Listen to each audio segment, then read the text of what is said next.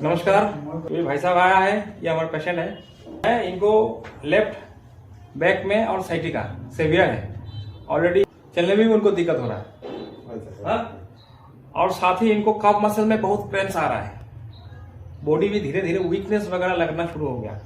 Gases problem बहुत है और कॉन्स्टिपेशन भी इनको सेवियर होता है। ये आए हैं, ये डुमडुमा से आए हैं।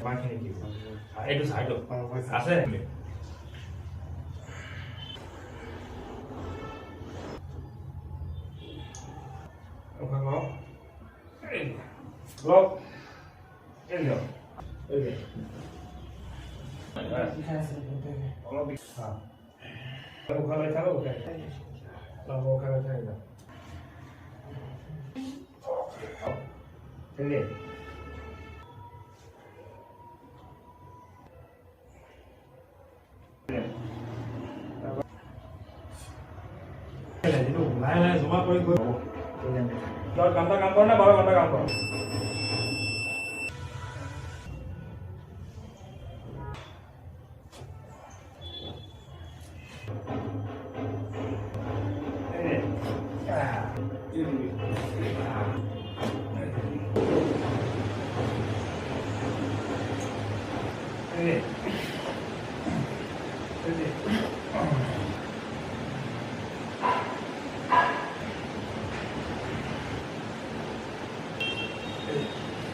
Direct ke gunain itu, jadi dia itu sih bapak.